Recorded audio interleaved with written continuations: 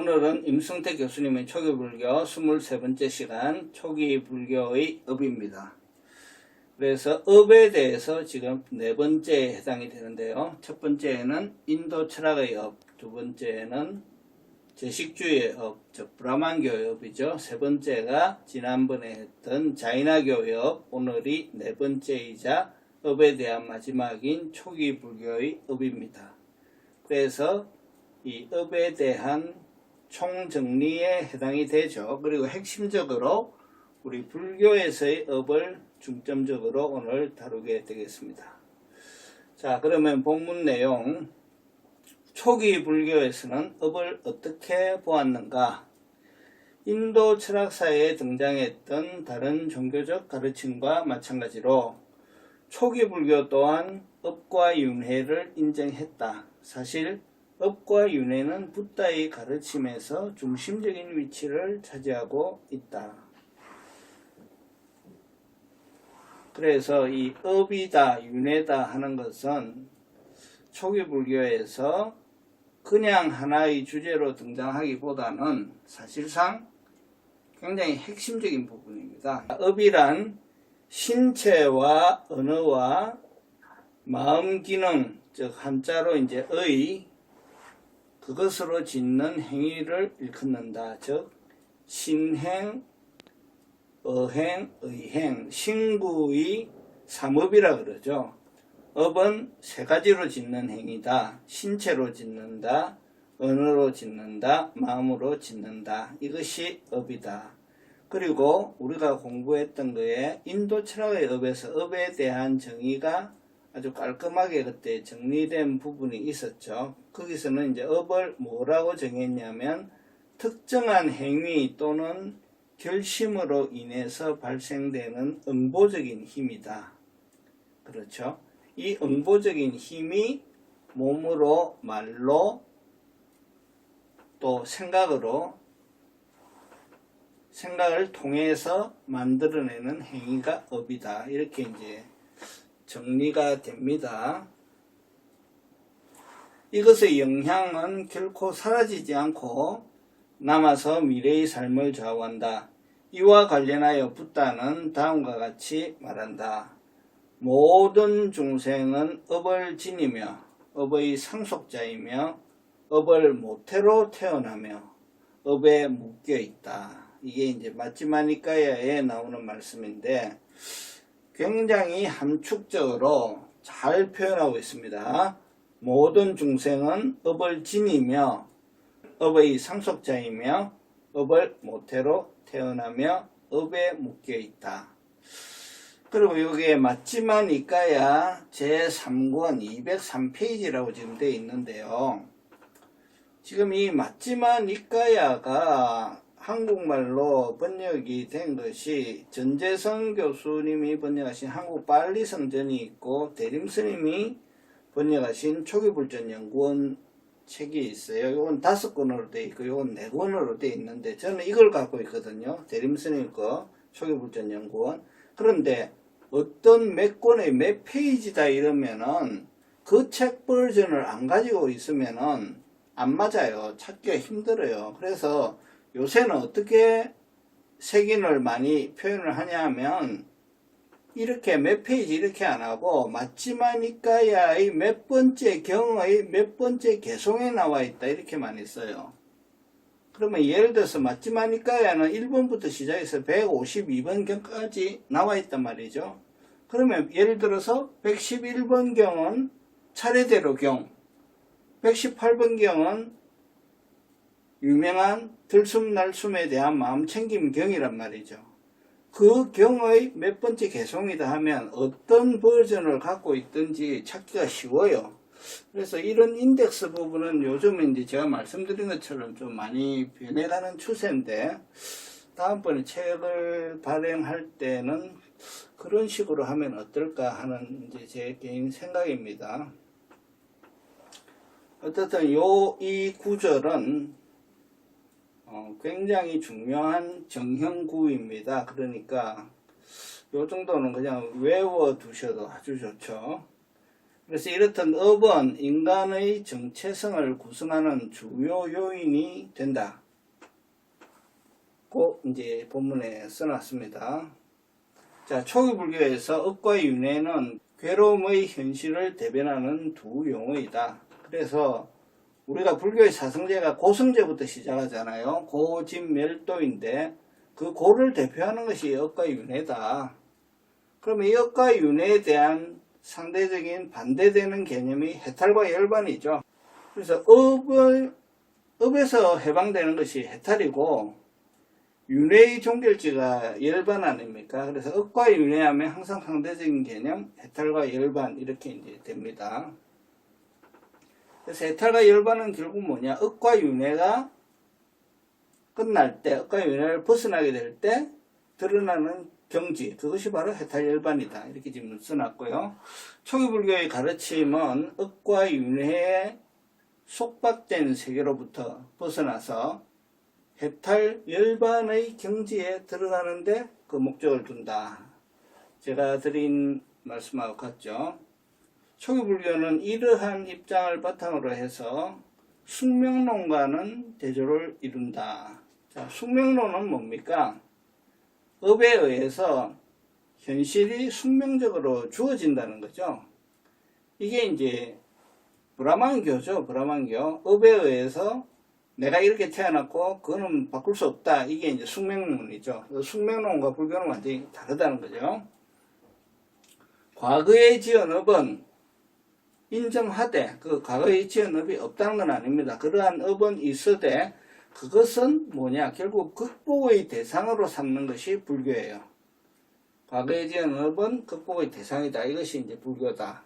그래서 업의 과보를 부인할 수 없는 윤회의 세계를 살아가고 있지만 그것을 넘어선 해탈과 열반의 경지에 도달해야 한다. 이렇게 가르치는 것이 불교다.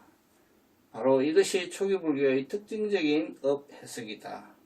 자, 이게 핵심입니다. 이게 핵심이고 이제 이후의 내용은 사실 이것을 계속 반복해서 설명하는 거예요. 자, 분별대업경이라는 경이 있는데 거기에 초기 불교의 업의 이해의 결정적인 단서를 제공할 만한 그런 내용이 여기에 나온다. 거기서 붓다는 과거에 지은 업에 의해 좋거나 나쁜 세상에 이미 태어났다. 고 주장할 수는 있지만 현재 미래에 어떻게 태어난다라고 단정하는 것은 없다. 이렇게 이제 말씀을 하셨습니다. 이것도 같은 내용을 말씀하신 거죠. 이것은 특정한 결과를 이미 낳은 업만을 확정된 사실로 인정할 뿐 미래나 현재의 삶까지 그것에 의해서 결정되는 것은 아니라는 것을 의미한다. 자, 그래서 업이라는 것은 어떤 현상적으로 드러날 수는 있지만 그것이 현재의 삶, 드러났다는 것은 벌써 과거잖아요. 그 과거의 바로 뒤에가 지금 현재 아닙니까? 그 현재 그리고 그 이후의 미래를 이것이 결정적으로 100% 끌고 나가는 건 아니다 이거예요. 엎질러진 물은 그냥 엎질러진 물일 뿐이라는 거죠. 엎질러진 물에 대해서는 어쩔 수 없는 것은 사실로 인정해야 하지만 조금이라도 개선의 여지가 있는 사안에 대해서는 포기하지 말라는 것이다. 자, 이 가르침에 따르면 설령 잘못된 행위를 했더라도 스스로를 방기해서는 결코 안 된다. 옛날에 잘못을 저질렀더라도 지금 현재 포기해서는 안 된다는 말입니다. 보다 나은 삶을 위해서 분명히 일어서야 하며 그렇게 할 때 아직 결정되지 않은 현재 그리고 미래 이게 중요합니다. 아직 결정되지 않은입니다. 아직 결정되지 않은 현재와 미래의 삶을 변화시킬 수 있다. 과거의 업은 하나의 조건으로 이해할 필요가 있다. 그래서 과거의 업은 조건이다 이거죠. 그냥 하나의 조건에 불과한 것이지 그 조건이 있다고 해서 모든 것이 결정되어 있는 것은 아니라는 겁니다. 미래를 위한 발판으로 삼아야 한다. 우리는 스스로의 역량과 분수를 잘 파악해야 한다. 그것은 곧 업의 결과인 까닭이다. 그러나 이것이 현실에 안주하거나 혹은 미래에 대한 꿈을 접으라는 뜻은 아니다. 스스로를 잘 이해하고 주변의 여건을 감안하여 적극적으로 살아나가라는 의미이다. 그래서 우리 임승택 교수님의 이 초기불교 책의 특징은 그 교학에 해당되는 것을 설명하듯이 이렇게 현대적인 언어로 이렇게 나름대로의 풀이를 많이 하고 계시죠. 그래서 불교를 교학적으로 깊이 공부하지 않은 사람들도 읽으면은 무슨 말씀을 하시는 거구나 하고 이해하기가 좀 쉽게 글을 쓰신 것이 물론 칼럼으로 쓰신 글의 특징이기는 하지만 큰 장점이 아닌가 저는 개인적으로 그렇게 생각합니다. 한편 붓다의 업 해석은 내면의 의도를 중요시했다는 점에서 독특하다. 자, 여기 이제 내면의 의도라는 이제 단어가 나왔습니다.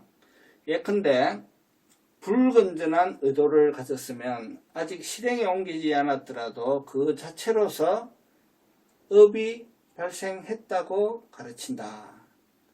자, 이게 중요한 얘기죠. 그래서 실제로 행동으로 드러내지 않았더라도 그러한 의도를 일으켰다는 그 자체만으로도 이미 업은 발생했다라는 게 이제 불교의 입장입니다. 성경에 나와 있는 말씀하고 똑같습니다. 너희 마음으로 가늠한 자 이미 가늠했다라고 예수님이 가르쳤죠. 그 얘기하고 같은 얘기입니다. 그래서 이 점이 구체적인 행위가 있어야만 업의 과보가 뒤따른다고 보았던 그런 바라문교나 자인화교의 형식주의적인 업 해석하고는 다른 것입니다. 심지어 붓다는 내면의 의도가 이제 한자로는 생각사자 이렇게 쓰고 그리고 원어로는 쨌다나입니다. 쨌다나 이 의도라고 하는 것을 업으로 규정하기도 하였다. 그러면 업이란 건 뭐냐? 내면의 의도가 업이다. 이렇게 되는 거죠. 안구따라 니까에 나와 있는 말씀입니다. 업은 뭐냐? 내면의 의도가 업이다. 즉 쨌다나가 업이다. 조금 더 깊이 들어갔죠. 이제 이 용어를 가지고 이제 설명하시는 거죠. 즉 의도를 지님으로 해서 신체와 언어와 마음에 의한 의비 발생한다. 이렇게 가르쳤다. 즉 의도가 일어나고 그 다음에 그것이 드러나는 것이 몸에 의해서 언어에 의해서 그 다음에 생각의 일으킴에 의해서 드러난다. 이렇게 이제 되는 겁니다. 이렇게 해서 업의 관념은 외부적인 행위만이 아닌 내면의 심리를 포함하는 그런 내용적 전환을 이루게 된다. 그래서 외형적인 드러남을 가지고 업이라고 얘기하는 것이 아니라 그것을 일으키는 마음의 의도가 업이다. 이게 굉장히 중요한 얘기죠. 자, 그래서 이제 마음이라는 얘기가 나왔고 내면의 의도라는 쨌다나라는 말이 나왔습니다. 그래서 이것을 이후에 부파불교 시대에 이르러 아비담마가 나오게 되면은 좀 더 여기에 대한 상세한 분석이 이루어지게 됩니다. 그래서 우리는 너무 깊이 들어갈 필요는 없지만 이 마음이라든지 또 이 지금 여기서 나온 쨌다나라고 하는 것을 우리는 좀 알고 가야 되겠습니다. 그래서 잠깐 설명을 하겠습니다. 자, 우리가 마음. 불교는 뭐 계속 마음만이 하죠. 그럼 이 마음이 뭐냐? 마음은 찌따입니다. 찌따가 마음인데 이 마음은 한자말로 해서 심의 식으로 표현됩니다. 그러면 심이 다른 거고 의가 다른 거고 식이 다른 거냐? 그것이 아니고 설명을 할 때 동원하는 법의 체계에 따라서 문자가 다를 뿐이지 마음은 그냥 마음입니다. 그래서 이 심이라고 하는 것은 대승불교의 유식론 또는 법상종의 오위백법 체계에서 심법이라고 표현이 됩니다. 이 마음을. 그래서 이 법 체계에서 심이라고 부르는 것이고, 또 온 12처 18개를 얘기할 때 12처에서 이 마음이라고 하는 것은 아니 비설신의 할 때 그 의처에 해당이 됩니다. 의처. 색성양미촉법 아니 비설신이 그 12처 중에서 의처에 해당될 때 우리는 한자말로 의라고 그러고요. 그 다음에 온의 법체계 색수상행식 이 5개를 가지고 설명하는 온의 법체계에서는 시곤에 해당이 되죠. 시곤. 그래서 이 온의 법체계에서는 이 시곤이 1식부터 시작해서 6식까지 나오죠. 안, 이, 비, 설, 신, 의 해서 이 6식에, 즉 현재 의식에 6식 유가행파에 가면은 이제 7식 나오죠. 말라식, 그 다음에 8식, 아레아식까지 해서 이렇게 식이라고 얘기할 때 이것이 이제 마음인 겁니다. 자, 그러면 우리가 마음부수라는 얘기 들어봤죠. 지금 얘기한 거는 마음이고, 그럼 마음부수는 뭐냐? 마음부수는 한자말로 심소라고 씁니다. 심소.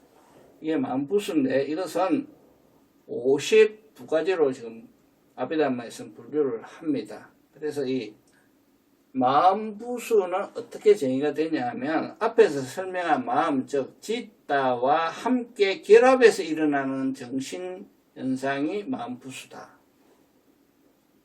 마음이 어떤 임무를 수행하도록 돕는 요소다.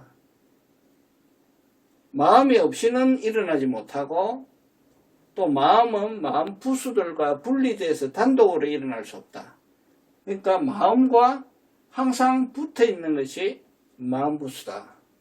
그래서 자, 더 쉽게 설명하면 이런 겁니다. 마음이라고 할 때는요, 항상 땡땡, 즉 뭐뭐를 하는 마음이에요. 뭐뭐를 하는 마음. 그때 이 땡땡에 해당되는 것이 마음부수입니다. 그래서 이 52가지 중에 대표적인 거를 지금 몇 가지를 예를 들어서 설명을 하면 느낌이라든지 인식이라든지 의도라든지 집중이라든지 이것이 마음부수에 해당이 되는 거예요. 그래서 느낌이라고 하면은 우리가 제일 대표적인 게 좋다 싫다 아닙니까? 그러면 뭐냐? 좋아하는 마음, 싫어하는 마음 이렇게 되죠. 그때 좋아 요게 이제 마음부수고 싫어 이게 마음부수죠. 그 다음에 인식, 사물을 인식할 때 인식하는 마음. 자, 의도라고 할 때 이 제따나를 얘기를 할 때는 의도하는 마음. 선을 의도하는 마음, 불선을 의도하는 마음. 선을 의도하는 마음이 뭐죠? 사무량심. 불선을 의도해서 일어나는 마음이 뭐죠? 탐진치. 자, 이렇게 되는 겁니다. 그 다음에 집중. 우리가 초선의 선정의 5요소를 얘기할 때 나오는 애가같다. 즉, 심일경. 집중도 역시 마찬가지로 심소에 해당이 되죠. 그래서 집중하면 집중하는 마음. 자, 그러면 이제 이게 마음 부수가 뭔지 좀 이해가 되죠. 그래서 이 마음 부수 중에 지금 제따나라고 하는 이 의도하는 마음, 이 의도가 업입니다. 업이 일으키는 거예요. 그 업이 신구의로서 드러나는 거예요. 요게 이제 보충 설명입니다. 보충 설명이고 지금 본문에서 내면적 의도, 즉 의도하는 마음이 바로 업이다라고 이 경전에 써놨기 때문에 제가 추가로 설명을 더 틀린 겁니다. 그래서 이 의도가 업이다. 자, 내면의 의도를 중요시한 붓다의 업 해석은 베다의 제식주의라든가 자이나교의 형식주의적인 업 해석과는 더욱 분명한 차이를 보이고 있다. 그죠? 제식주의에서는 우리 그 브라만교 제식주의 업에서 배웠죠. 그 과거의 업이 현재의 태생적인 계급을 확정적으로 결정해버린다. 그리고 이것을 수용하는 삶이 그 업을 정화하는 삶이다. 이렇게 가르친 거죠. 그 다음에 자연학교에서는 업을 물질로 해석한다 그랬죠. 그래서 물질로 해석하기 때문에 이 물질이 없어지는 것은 금욕과 고행을 통한 계량적으로 없앨 수밖에 없다. 이게 이제 자연학교죠. 그러나 불교는 업은 마음작용이다. 내면의 의도다. 그래서 어떻게 없앤다? 열심히 수행해서 서서히 없앨 수도 있고 한방에 없앨 수도 있다. 물론 한방에 없앤다는 건 상당히 힘든 얘기죠. 힘든 얘기지만 못 없앨 것도 아닌 거죠. 이런 차이가 있습니다. 자, 이런 붓다의 가르침은 밖으로 드러난 모습에 연연하지 말고 즉 현재 저질러진 거에 낙담할 필요가 없다는 것입니다. 자기 양심에 따라서 의연하게 살아나가는 그런 용기를 줄 수 있는 말씀이다. 양심의 속삭임은 외부적인 허례의식과 내부적인 욕구로부터 자유로운 이성적 삶을 모색하게 한다. 자, 의도로서의 업은 마음가짐의 중요성을 분명히 해주는 동시에 마음을 닦아야 할 필요성을 일깨운다. 여기 이제 마음을 닦는다는 말이 나오죠. 이것이 업을 다루는 기본 방식이에요. 왜냐? 업은 마음에서 일어나는 의도이기 때문에. 그 데피니션이 분명할 때 해결책도 분명히 드러나는 것입니다. 그렇게 이제 보셔야 돼요. 이것은 어떠한 여건에도 굴하지 말고 적극적인 삶의 태도를 가져야 한다는 희망의 메시지이다. 자, 이걸로 이제 본문은 다 했습니다. 본문 다 했는데 본문의 내용은 간단, 명료, 간결한 것을 반복적으로 설명하고 있을 뿐입니다. 그래서 이러한 내용의 바로 초기 불교의 업이자 부처님께서 교설을 하신 불교의 업입니다. 그리고 이제 업과 이제 불가분의 관계가 이제 윤회죠. 그래서 업과 윤회에 대한 상세한 내용을 우리 8개월 전에 만든 영상에 나와 있습니다. 제목은 업과 윤회. 이제 파리사학교에서 특별 강연하신 김재성 교수님의 업과 윤회. 그래서 유튜브에 가셔가지고요. 업과 윤회 금강불교 이렇게 치든지 업과 윤회 김재성 이렇게 치시면 그 비디오가 맨 위에 올라와요. 두 개가 2시간 총 2시간 분량인데 한 번 더 상세하게 보시면 좋지 않을까 싶어요. 저도 8개월이 지난 다음에 이번 주제를 다루면서 한 번 더 새로 봤거든요. 그러니까 느끼는 게 또 달라요. 그동안 8개월간 저 나름대로 또 공부한 게 있잖아요. 그 공부를 8개월간 하고 다시 보니까 이해하는 게 또 달라요. 그래서 우리 부모님들께서도 그 비디오를 다시 한번 보시면 좋겠습니다. 그리고 그 중에 이제 업에 대한 분류가 나오기에 그냥 참고로 한번 복습을 해볼게요. 요 이제 김재성 교수님이 정리하신 내용을 제가 참고로 말씀드리는 겁니다. 업은 네 가지로 해서 이렇게 세 덩어리로 구분을 해요. 그래서 12개를 총 설명하시는데 그 중에 8개만 보겠습니다. 그 업의 성숙 기간에 따라서 현생에 받는 업이 있고 다음 생에 받는 업이 있고 미래생, 여기서 미래생이라는 것은 3생 후에 받는 업이 있고 효력을 상실하는 업이 있다. 그래서 1번이 제일 센 거죠. 그 다음에 갈수록 점점 약해지는 건데 현생에 받는 것은 그 업이 너무 지중하기 때문에, 세기 때문에, 이 뭐 내 생각에 갈 것도 없이, 내일 당장이라도 그 업의 과보가 이제 발생하는 센 업이다 이거죠. 그게 이제 현생에 받는 거고, 현생에는 안 받을 수 있지만, 다음 생에는 반드시 받는 업. 이제 그보다 약간 약한 거 되겠죠. 그 다음에 다음 생에 안 받더라도, 미래 생에는 언젠가 받고 끝이 나는 그런 업의 과보가 있는 업. 그 다음에 4번, 효력을 상실하는 업은 이거는 아라한한테만 해당이 됩니다. 아라한은 이 생이 지나면은 다 소멸하죠. 이제 소멸업에 대한 것이고, 그 다음에 또 분류해서 과보 생산 순서에 따라서 이제 경중을 따지는 업이 있는데, 여기서는 이제 아예 무거운 업이라고 써놨죠. 이 무거운 업은 꼭 악업만 얘기하는 건 아닙니다. 악업도 있고 선업도 있어요. 그래서 이 악업은 대표적인 것이 이제 오역죄죠. 부모를 죽인 죄, 부처님 몸에 상처낸 죄, 아란이나 성자를 죽인 죄, 성간의 화합을 깨는 죄, 이런 것들이 오역죄에 속합니다. 이 오역죄는 지극히 무거운 업이기 때문에 죽자 말자 무간지옥으로 떨어지고 생전에도 바로 받을 수가 있다. 오역죄고, 여기서 이제 중요한 것이 이 무거운 업에 속하는 선업의 대표적인 것이 선정의 업이에요. 그래서 이 선정을 닦는다는 것이 그만큼 중요하다는 겁니다. 그래서 선정을 닦으면 무거운 아주 비중이 큰 선업을 닦는 거예요. 그래서 선정은 욕계 선정이라는 게 없다 그랬죠. 그래서 선정을 닦아서 초선을 닦기 시작하면 그것은 바로 색계의 일이거든요. 그래서 색계 선정을 수행하는 자는 욕계로는 안 떨어진다는 거예요. 왜냐? 색계 선정이라는 무거운 선업을 닦고 있기 때문에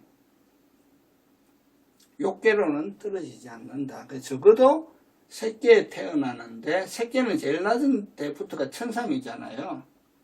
그러니까 천상계에 바로 태어난다. 욕계 육천보다 더 높은 천상계에 태어나는 거죠. 그래서 선정을 생활에 하라고 얘기하는 것이, 반복 얘기하는 것이 이만큼 중요하다는 얘기입니다. 색계 선정은 반드시 불자라면 수행을 해야 된다. 그 다음에 중요한 것이 임종시의 지연업이다. 사람이 죽을 때 임종을 맞이했을 때 어떤 마음 상태에 있느냐가 굉장히 중요합니다. 그거는 지금 우리 이제 전하 부부님들이나 나이가 들면서 우리 부모 형제들이 임종을 지금 많이 맞이했고 또 앞으로도 맞이할 분들이 많고 우리 스스로도 마찬가지이기 때문에 임종시에 내가 어떤 마음 상태로 죽느냐 하는 것은 굉장히 중요합니다. 그래서 우리 한국 불교에서 사람이 돌아가시고 나면은요 49제 열심히 지내는데 티베트 불교에서는 그렇게 안 합니다. 티베트 불교에서는 사람이 돌아가실만 하면 돌아가시기 전에 스님들이 다 와요. 그래서 임종을 맞이하는 분을 위한 법문을 많이 해요. 그게 사실 맞는 거죠. 그래서 임종시에 어떤 마음의 상태로 임종을 맞이하는가 하는 것은 굉장히 중요합니다. 그래서 이것이 임종시의 지연업이고, 세 번째가 습관업입니다. 습관업. 습관업은 이미 나한테 습관으로 굳어진 업. 이것도 중요한 거죠. 그래서 모든 습관이 되면 그게 바른 습관이 되어서 선업에 속하는지 나쁜 습관이 되어서 나쁜 업에 속하는지 이거를 꼭 한번 생각을 해보시기 바랍니다. 그리고 기타 업이 이제 이미 지연업 이렇게 됩니다. 오늘 메시지. 업은 분명히 과보로서 나한테 존재한다. 그래서 현실에 드러날 수는 있지만 그것은 조건이다. 그 조건을 받고 안 받고는 내가 결정하는 거예요. 내가. 그래서 하고 좋은 게 일어나더라도 일어났구나 하면 거기서 끝나는 거고요. 확 땡기면은 업 하나 이제 다시 만드는 거죠. 싫어하는 마음이 확 일어났을 때, 아, 업의 과보로 이런 것이 일어나는구나 하고 보고 끝내면 거기서 끝나는 거고요. 버릇고함을 지르거나 진심을 일으키거나 가서 주워 패버리면은 다시 업을 재생산하는 겁니다. 그래서 원리는 어렵지 않아요. 원리는 어렵지 않은데 실천이 어렵습니다. 실천이 어려우면 제 1단계는 뭡니까? 봐야 되겠죠. 업이 올라오는 걸 보지 못하면 안 되는 거죠. 업이 올라오는 걸 보는 것이 사띠이고 삼빠자나입니다. 봐야 되고, 그 다음에 그것을 내가 잘 다루는 기술이 있어야죠. 보고 흘려보내는 기술이 있어야 되는 겁니다. 그게 수행입니다. 자, 이상 오늘의 내용은 여기까지입니다. 질문이 없으시면 오늘 이 주제는 이것으로 마치도록 하겠습니다.